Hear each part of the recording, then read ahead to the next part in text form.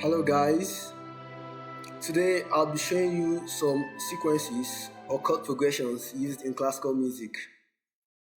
You should know that this is not an exhaustive list of sequences or chord progressions used in classical music, but these are just some of the sequences or progressions which I find interesting. Also, you should know that these sequences which I'm about to show are not exclusive to classical music only. You could also use them in whatever genre you find yourself or whatever style in which you're writing. I'll begin with the first one, the circle of fifths. I like to call this the circle of descending fifths because the way in which this works is we start on a note. So let's say note is C, and then we descend down the interval of the fifths. Now, if we look from C, if we descend down, we get an F. If we descend further diatonically, we get a B. We descend further diatonically, we get an E, and continue that sequence. One good example of a song in which fifth is used is Abijesu.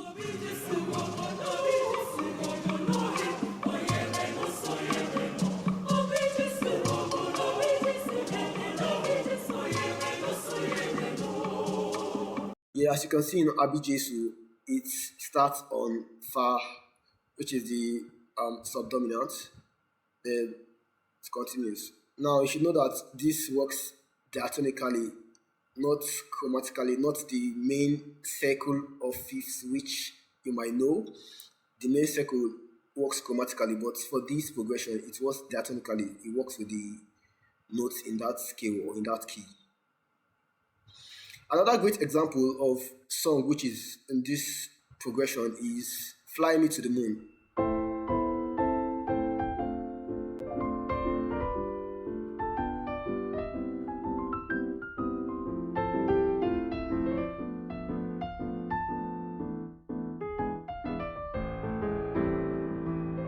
The next progression or sequence which I'll be showing you is the circle of ascending fifths. The way this works is just similar to the circle of descending fifths which I mentioned earlier, but it just works like in reverse. So you take a note, let's say we start on C, then we go up a fifth, which gives you G. Going further up a fifth, it gives you D. Now, you should know that this works diatonically too.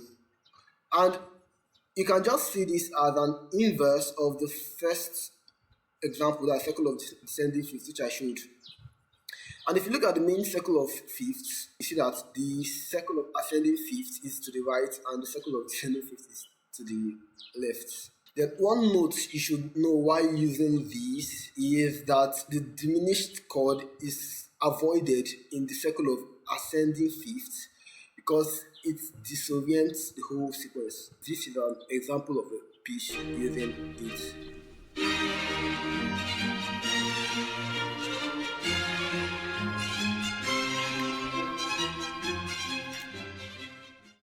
The next progression or sequence which I would love to show is the 5/6 progression.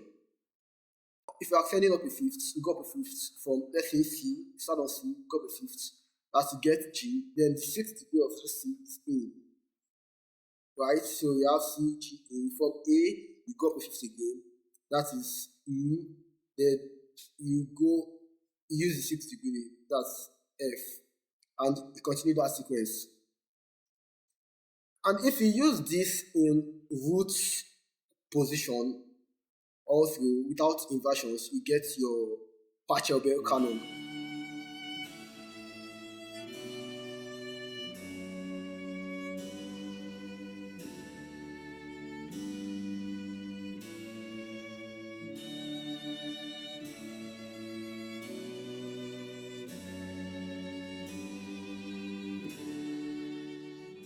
The next progression I'll talk about is the lament bars.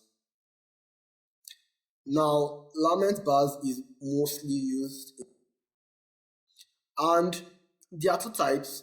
There's the diatonic type and there's the chromatic type. And now, if you use solfa, the solfa notes for the diatonic is la, sol, fa, mi. You might be forced to ask, what's the difference between the lamenty bars and the Andalusian cadence. Now, the main difference is that the lament bars is just a bars line which descends La, Sol, Fa, Mi. That's the diatonic lament bars. While the Andalusian cadence is a series of chords. So if you're on A minor, the Andalusian cadence is A minor, which goes to G, which goes to F, which goes to minor.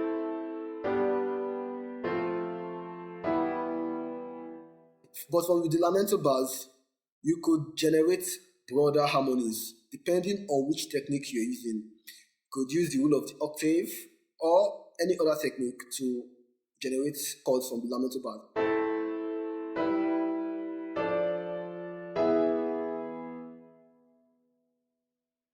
The chromatic lamento bars just descends chromatically half a step.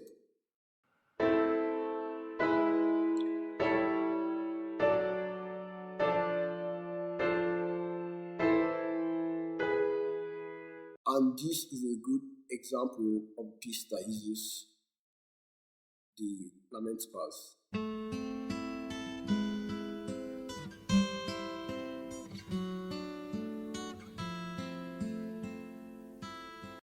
The next progression I would like to talk about is the omnibus progression. There are two types of omnibus progression. There's the converging omnibus progression. That's where the bars and the upper voice converge, and there's the diverging omnibus progression. The omnibus progression can be used to prolong sequences or can be used to modulate to keys. Now, the converging omnibus progression, it starts on the dominant 7 chord and the bass moves upwards by a semitone while the voice with the leading tone moves downward by a semitone.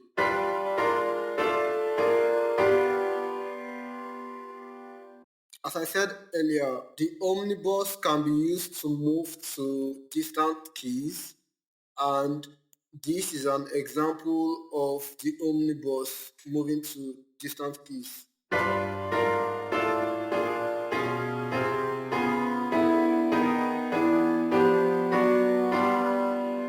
The diverging omnibus works almost identical with the converging omnibus. The bass descends, and instead of moving the leading tone, you move the seventh in contrary to the descending bass.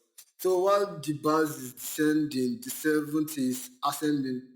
That's how the diverging omnibus progression works.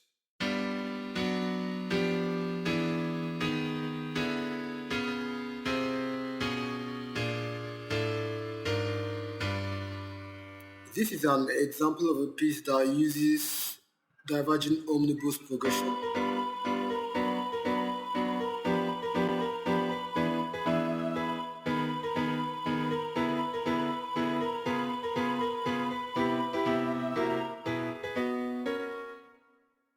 The last progression I'll talk about is the devil's meal. It's kind of similar to the omnibus progression, but the building block of the sequence is a series of 3 chords that usually delay a cadence.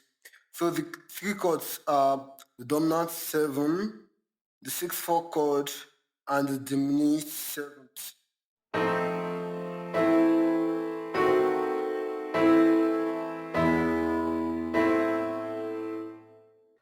The order can be rotated. You can swap the dominant 7th and the diminished chord, and you can also use this infinitely, just like the omnibus too.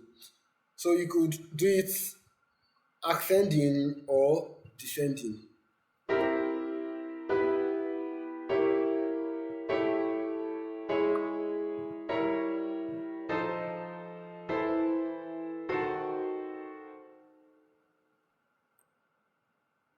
Thank you for staying to the end. As you can see, classical composers prioritizes voice leading, leading each note logically into the next note when dealing with harmony, instead of just viewing them as just block sequences of chords.